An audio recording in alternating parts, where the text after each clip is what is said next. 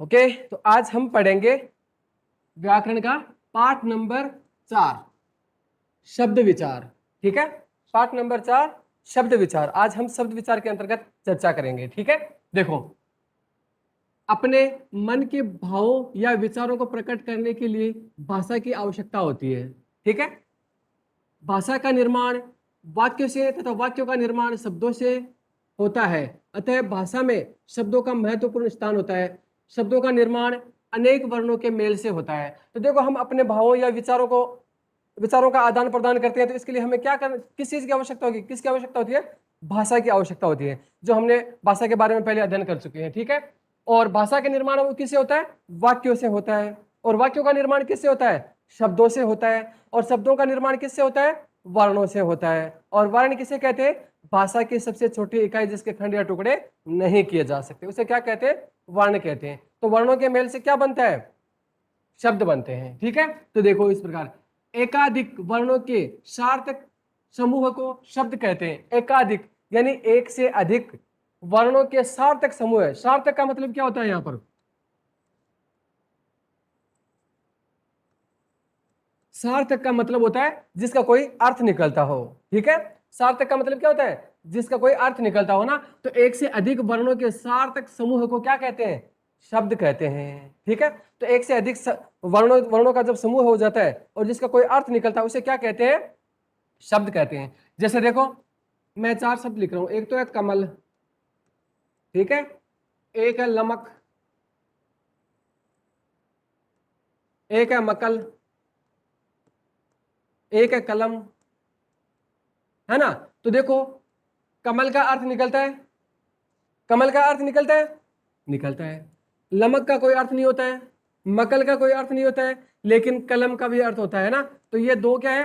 इन दो को हम शब्द कहेंगे। क्यों? क्योंकि इनका कोई अर्थ निकलता है, ये सार्थक है इसलिए। ठीक है, तो देखो, द, ई, प, आ, व, ए, ल, ई, तो इतने सारे वर्णों के मेल से क्या बना? दीपावली बना। ठीक है, तो ये क्या हो गया? एक शब्द हो जाता है। ठीक है,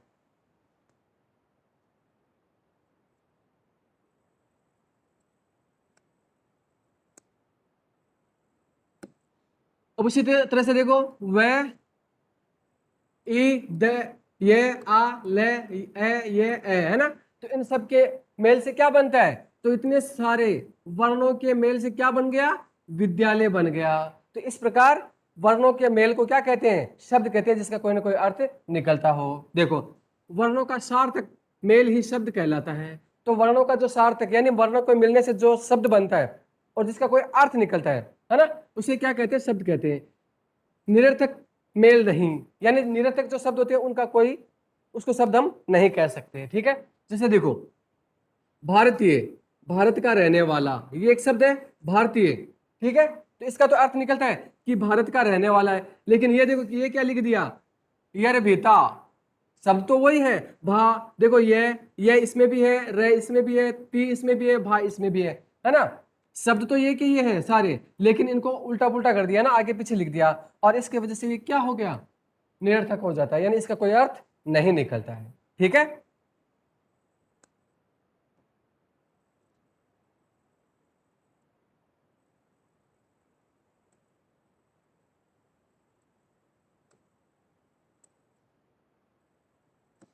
अब देखो, शब्द और पद, शब्द और पद। देखो, जब शब्दों का प्रयोग वाक्य में व्याकरण के नियमानुसार किया जाता है, तब वे पद कहलाते हैं। ठीक है, तो पद किसे कहते हैं? जब शब्दों का प्रयोग वाक्य में व्याकरण के जो नियम होते हैं, जो व्याकरण के नियमों में बंधा हुआ होता है ना, उस व्याकरण के नियमों के अनुसार किया जाता है, तो उसे क्या कहेंगे? हम पद कहते हैं। ठीक है, अर्थात देखो, स्वतंत्र रूप से शब्द होते हैं तथा वाक्य में प्रयुक्त किए जाने पर पद कहलाते हैं। जब ये शब्द स्वतंत्र रूप से होते हैं, अलग अलग होते हैं, तब तो ये क्या कहलाते हैं? शब्द कहलाते हैं। और जब इनका प्रयोग वाक्य में कर दिया जाता है, किनका? शब्दों का प्रयोग, शब्दों का प्रयोग जब हम वाक्य में कर देते हैं, तो ये क्या कहलाते हैं? पद कहलाते हैं। ठीक है, ओके, देखो, ठीक है, फिर आगे देखो, शब्द के भेद, शब्द के भेद कितने होते हैं? ठीक है, देखो हिंदी भाषा की ये विशेषता है कि इसका शब्द भंडार अत्यंत बृहद है। तो देखो हिंदी भाषा की यह सबसे बड़ी विशेषता है कि इसका जो शब्द बड़ा है ना। तो हिंदी भाषा की सबसे बड़ी विशेषता क्या है कि इसका जो शब्द भंडार है ना, उसका वो शब्द भंडार क्या है, अत्यंत ही बृहद यानी बहुत ही बड़ा है, यानी बहुत विशाल है ना। तथा इसमें अभिवृद्धि होती रहती है। तो ये जो शब्द भंडार है इसमें अभिवृद्धि यानी इसमें ज्यादा से ज्यादा बढ़ता रहता है। ये नहीं कि जो शब्द पहले से आए उनमें से और कम हो जाएंगे, नहीं, इसमें और भी ज्यादा शब्द वो आगे से आगे बढ़ते रहते हैं जैसे समय परिवर्तित होता है। ठीक है, ये शब्द भिन्न भिन्न स्रोतों से भाषा में मिलकर इसे समृद्ध करते हैं। तो ये जो हिंदी भाषा है इसका जो शब्द भंडार है वो आगे से आगे हमेशा बढ़ता रहता है।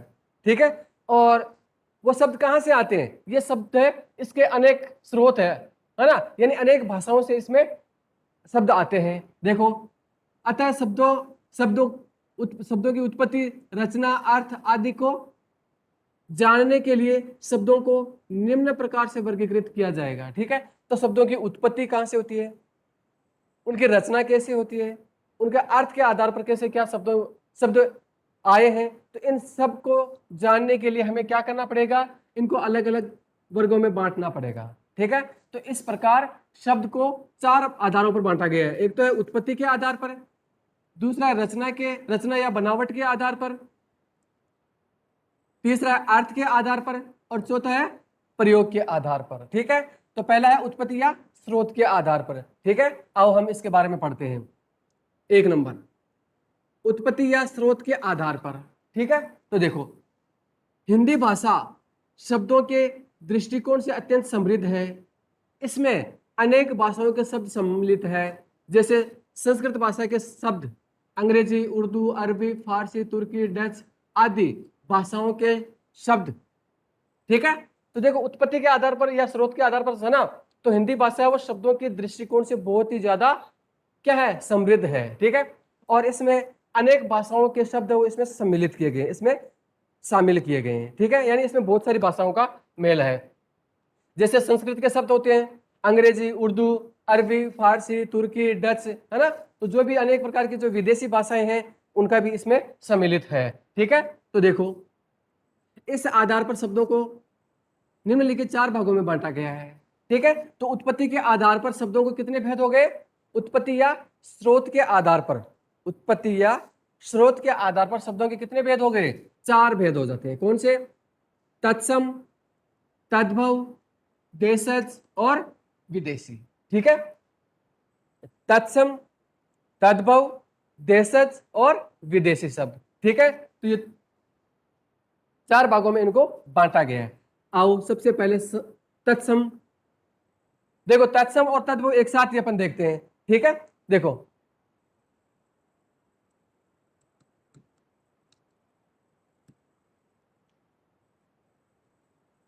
ये जो दोनों ही शब्द है ना, तत्सम और तद्भव, ये दोनों ही संस्कृत भाषा से आए हैं। कौन सी भाषा से आए हैं, संस्कृत भाषा से आए हैं। ठीक है, चलो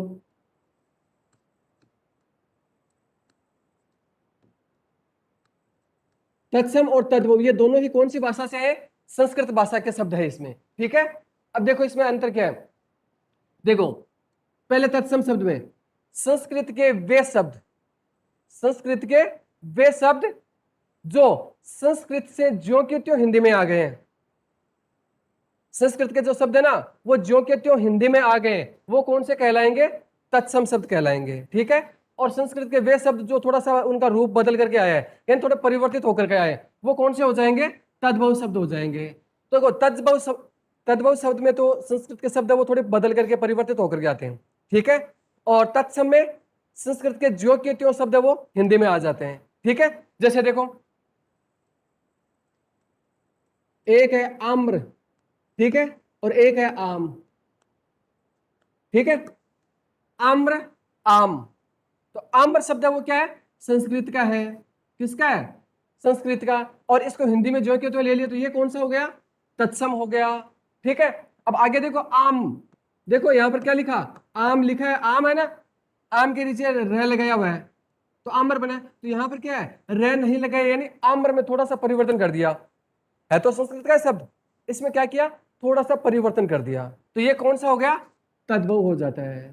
ठीक है, समझ में आया कि संस्कृत के वे शब्द जो ज्यों के त्यों हिंदी में आ जाते हैं वो तो तत्सम शब्द होते हैं, और संस्कृत के वे शब्द जो थोड़ा परिवर्तित होकर के और हिंदी में आते हैं वो कौन से होते हैं, तद्भव होते हैं। ओके, चलो अब इनके बारे में देख लेते हैं। ये बता दिया तो इससे हम आसानी से समझ सकते हैं। अब देखो, तत्सम शब्द, तत्सम शब्द दो शब्दों के मेल से बना है। जो तत्सम शब्द है ना वो दो शब्दों के मेल से बना, कौन सा, तत् और सम। तत् का मतलब होता है उसके, और सम का मतलब होता है समान। ठीक है, उसके समान। इस प्रकार जो जो शब्द संस्कृत भाषा से ज्यों की त्यों हिंदी भाषा में प्रचलित हुए वे तत्सम शब्द कहलाते हैं। ठीक है, जो शब्द संस्कृत भाषा से ज्यों के त्यों हिंदी में, ज्यों के त्यों हिंदी भाषा में प्रचलित हो गए, हिंदी में आ गए हैं, वो शब्द क्या कहलाते हैं, तत्सम शब्द कहलाते हैं। जैसे देखो, दुग्ध, स्वप्न, अग्नि, शीशा, रात्रि आदि। ठीक है, तो ये संस्कृत के शब्द हैं जिनको हम क्या किया, ज्यों के त्यों हिंदी में ले लिया हमने। ठीक है, अब आगे देखो, तद्भव शब्द। तद्भव शब्द भी, शब्द दो शब्दों से बना है, तत्भव। ठीक है, तत् का मतलब क्या है, उसके या उससे, भव यानी उत्पन्न होना, यानी उससे उत्पन्न होना। तो देखो, संस्कृत के शब्दों का परिवर्तित रूप जो हिंदी भाषा में प्रचलित हुआ वह तद्भव कहलाया। आया क्या समझ में, संस्कृत के वे शब्द, संस्कृत के शब्दों का वह परिवर्तित रूप जो हिंदी में प्रचलित हुआ वह तद्भव कहलाया। ठीक है, देखो परिवर्तित होकर आते हैं ना, संस्कृत के शब्द परिवर्तित होकर आते हैं तो कौन से कहलाएंगे, तद्भव कहलाएंगे। ठीक है, और संस्कृत के शब्द ज्यों के त्यों हिंदी में आते हैं तो वो तत्सम कहलाएंगे। ठीक है, ओके, चलो नेक्स्ट। अच्छा, पहले इसमें देख लेते हैं। देखो, जैसे देखो, दूध, दुग्ध से क्या बन गया, दूध। स्वप्न से बन गया सपना, अग्नि से आग, शीश से सिर, रात्रि से रात, है ना। तो इस तरह से ये क्या है, ये थोड़ा से बदल करके आ गए हिंदी में तो तद्भव हो गए, और ये ज्यों के त्यों आ गए तो तत्सम हो गए। ठीक है, आगे देखते हैं।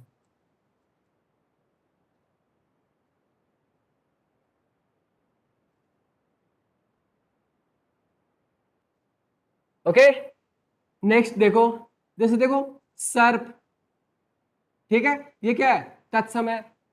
संस्कृत का शब्द है सांप, अब सर्प से सांप बना दिया तो इसका थोड़ा सा रूप परिवर्तित हो गया तो ये क्या कहलाएगा, तद्भव हो जाएगा।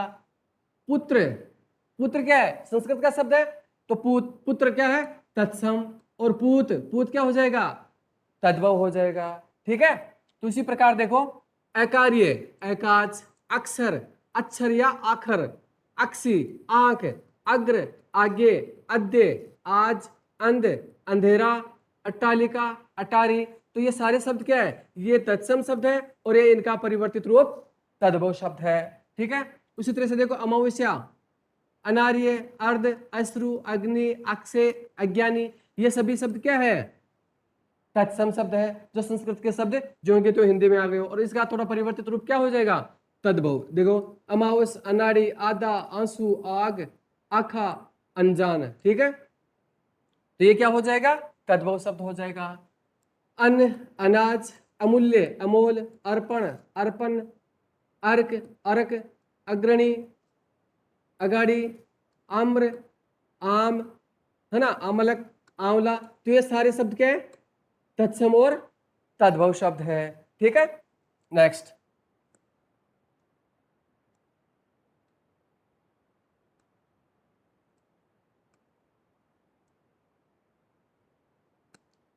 और भी इसमें बहुत सारे तत्भव और तत्सम और तद्भव शब्द दिए हुए हैं। ठीक है, तो आप इनका अध्ययन करेंगे। ओके, और जो समझ में आता तो आप पूछना आराम से। ठीक है, नेक्स्ट।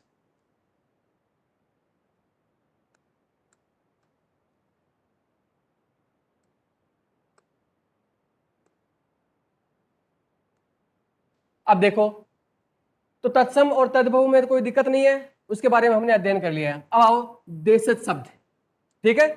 देशज शब्द का मतलब क्या होता है? देश जय, देश जय, जय का मतलब होता है उत्पन्न होना। जय का अर्थ क्या होता है? उत्पन्न होना, है ना। देश यानी देश में उत्पन्न या जन्मा, ठीक है ना। जैसे देखो, जो शब्द देश के विभिन्न प्रांतों में प्रचलित आम बोलचाल की भाषा से हिंदी में प्रयोग किए जाने लगे, वे देशज शब्द कहलाते हैं। देखो, देशज, देश यानी देश में जय यानी उत्पन्न होना, यानी जो देश में जन्मा है या उत्पन्न हुआ है, वो कौन से होते हैं? देशज होते हैं ना। तो जो शब्द देश के विभिन्न प्रांतों यानी अनेक राज्यों के, है ना, अनेक राज्यों में प्रचलित जो आम बोलचाल की भाषा है ना, जैसे मारवाड़ी, गुजराती, अलग अलग है ना भाषाएं, उन भाषा के जो शब्द है उनको क्या किया? हिंदी भाषा में प्रयोग किए जाने लग गए, है ना। किसमें प्रयोग किए जाने लग गए? हिंदी भाषा में प्रयोग किए जाने लग गए। तो वो शब्द क्या कहलाए? देशज शब्द कहलाए, ठीक है। तो देशज कौन से होते हैं? जो अपने देश के अलग अलग राज्यों में बोले जाने वाले जो भाषा है उनसे जो आए शब्द है वो हिंदी भाषा में जिनका हम प्रयोग में लेने लग गए, वो कौन से शब्द कहलाए? देशज शब्द कहलाए, ठीक है। देखो देखो, जैसे लोटा, खिचड़ी, खाट, चुन्नी, गाड़ी, पगड़ी, रोड़ा आदि, है ना। तो ये सारे शब्द क्या है? ये अपने लैंग्वेज के हैं। क्यों? क्योंकि इनको बोलने के लिए जोर चाहिए, है ना। इंग्लिश को बोलने के लिए इतनी ज्यादा जोर की आवश्यकता नहीं होती है ना, एनर्जी नहीं चाहिए। लेकिन हिंदी, मारवाड़ी ये शब्द बोलने के लिए क्या चाहिए? थोड़ा जोर आता है ना, तो एनर्जी चाहिए इसको बोलने के लिए, ठीक है। तो ये शब्द है कौन से है? वो अपने देशज शब्द है, यानी अपने देश के हैं, ठीक है।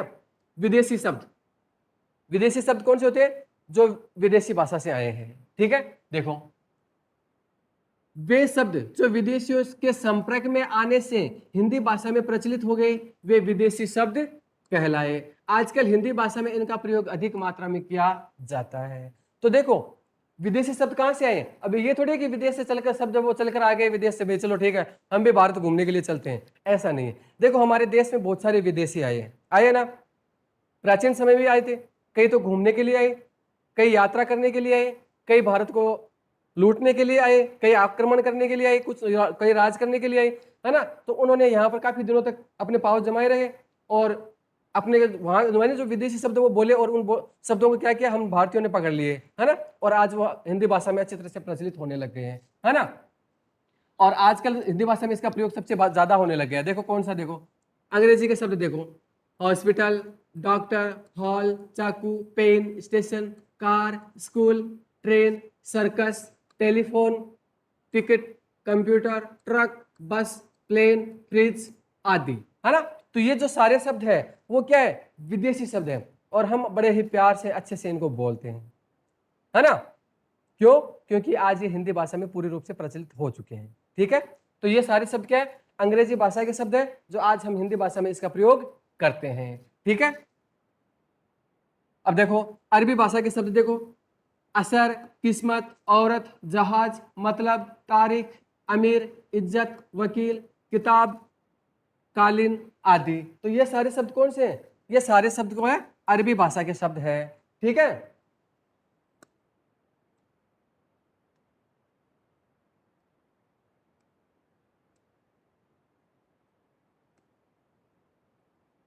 अब देखो, फारसी, दारोगा, जहर, आराम, नमक, हफ्ता, जवान, आवारा, मुफ्त, जल्दी, खूबसूरत, बीमार, शादी, अनार, ये सारे शब्द क्या है? कौन सी भाषा से है? फारसी भाषा से आए हैं। और आज हम इनको आराम से अच्छे से हमेशा बोलचाल की भाषा में इनका प्रयोग लेते हैं, है ना। और तुर्की शब्द से क्या है? देखो, तोप, काबू, तलाश, चाकू, बारूद, कैंची आदि, है ना। तो ये सारे शब्द किससे आए हैं? तुर्की से आए हैं। क्यों? क्योंकि तुर्क वाले भी अपने यहाँ पर घूमने के लिए आए थे ना। अब आइए चीनी, ये चीनी वो शुगर नहीं है, ये खाने वाली चीनी। अरे चीनी है ना, ये चीनी खाने वाली नहीं है बेटा, शुगर। ये कौन सी है? चाइना। ओके बेटा। तो देखो, चाइना से क्या क्या है? चाय आया है, पटाखा आया है ना। पटाखे जो अपन होली दीपावली पर फोड़ते हैं, तो ये पटाखे आए कहाँ से आए? चाइना से आए हैं। पुर्तगाली, ठीक है। तो पुर्तगाल से देखो, कमीज, साबुन, अलमारी, आलपिन, चाबी, तौलिया, फीता, फालतू, ये सारे शब्द हैं कौन से हैं? कहाँ से आए? पुर्तगाली से आए हैं। और आज हम इसका प्रयोग एकदम अच्छे से करते हैं रोजमर्रा की जिंदगी में, करते हैं कि नहीं करते हैं? तो अपन क्या सोच रहे हैं? ये हिंदी के शब्द है, लेकिन ये हिंदी के नहीं है बल्कि ये विदेशी शब्द है। ठीक है, तो हमने इनके बारे में अध्ययन किया, देशज, विदेशज, तत्सम और तद्भव। ठीक है, थैंक यू।